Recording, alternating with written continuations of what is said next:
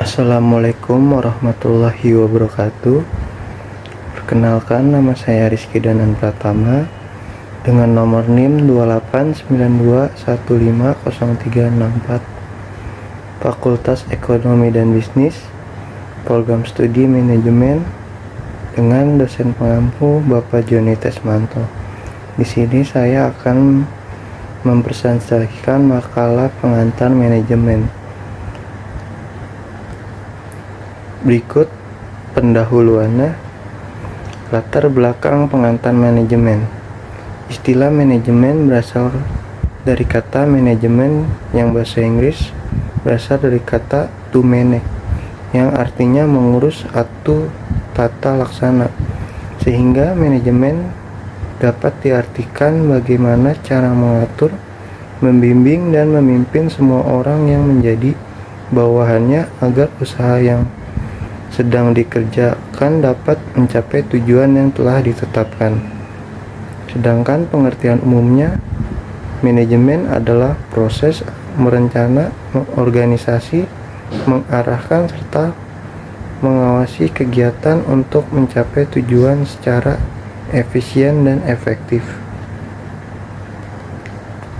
Tujuan penulisannya yaitu mengetahui teori kebutuhan mengenai manajemen, mengetahui peran motivasi dan kepemimpinan dalam organisasi, mengetahui pendekatan personal mengenai kepemimpinan, mengetahui pendekatan kontingensi mengenai kepemimpinan, mengetahui perspektif kontemporer mengenai motivasi, kepemimpinan karismatik, mengetahui manajemen perilaku politis.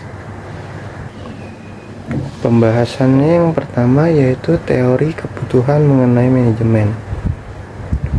Manajemen secara etimologi atau secara bahasa berasal dari bahasa Prancis kuno, yaitu manajemen. Kata ini mempunyai arti seni mengatur dan melaksanakan. Inilah yang mendasari bahwa manajemen adalah sebuah seni yang berarti dekat dengan keindahan.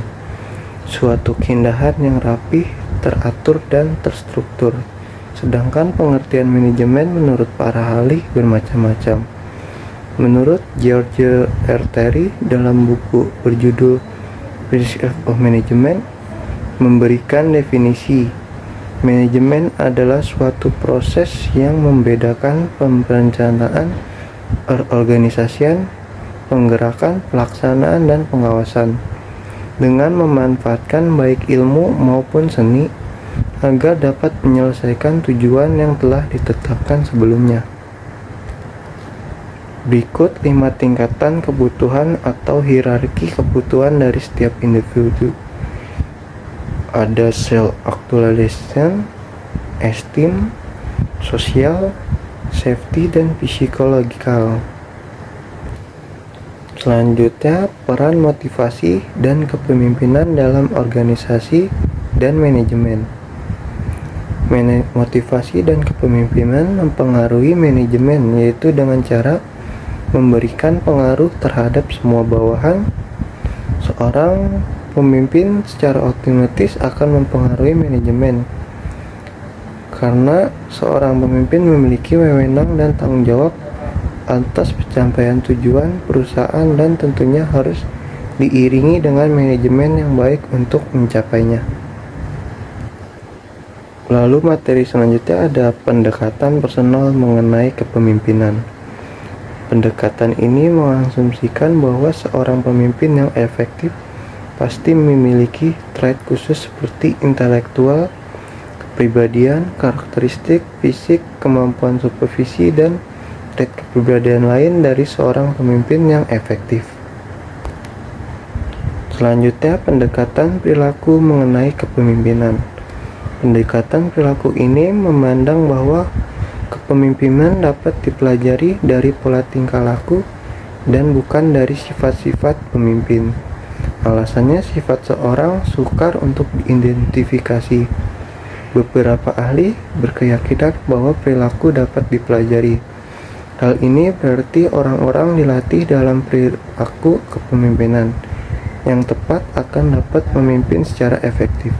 Namun demikian, keefektifan perilaku pemimpin ini dipengaruhi oleh beberapa variabel. Jadi, perilaku tidak mutlak menentukan keberhasilan suatu kepemimpinan. Pendekatan kontingensi mengenai kepemimpinan. Kontingensi leadership atau kepemimpinan adalah kontingensi pemimpin mengedepankan pada sesuatu kerja dan budaya organisasi. Teori kepemimpinan ini dikemukakan oleh Friedrich E. Fiedler yang mendalilkan bahwa gaya kepemimpinan yang sukses paling baik ditentukan oleh determinan situasional. Teori ini dikenal dengan teori kontingensi kepemimpinan. Kemudian perspektif kontemporer mengenai motivasi. Teori kebutuhan menekankan pertanyaan apa sebab motivasi yang dihubungkan dengan identifikasi alasan perilaku pegawai. Para teorisi ini menganggap bahwa individu berkelakuan dengan cara tertentu untuk berusaha mencapai tujuan yang didorong oleh keinginan untuk memenuhi kebutuhannya. Jadi, analisis teori ini lebih menekankan pada faktor-faktor kebutuhan yang membangkitkan perilaku individu yang bersumber dari dalam diri seseorang. Kepemimpinan karismatik. Kepemimpinan karismatik adalah tentang bagaimana seseorang pemimpin melakukan kegiatan komunikasi dengan cara membangkitkan rasa empati dan juga menampilkan emosi yang sangat kuat pada mereka yang ada di sekitarnya.